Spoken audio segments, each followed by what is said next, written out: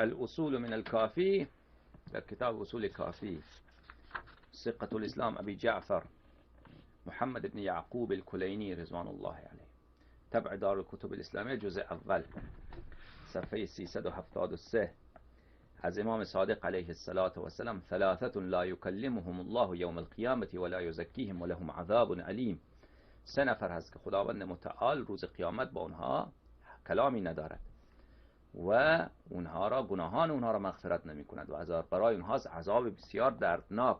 من ادعا امامة من الله لیست له، هر کسی بگوید من امامم، من تمام اختیارات امیرالمؤمنین علیه السلام را دارم، این حرف را بزند، بله، بجوز از صاحب الزمان علیه السلام، هر کسی این حرف را بزند بدانید او کافره، بدانید او چیه؟ کافره، اون نجسه.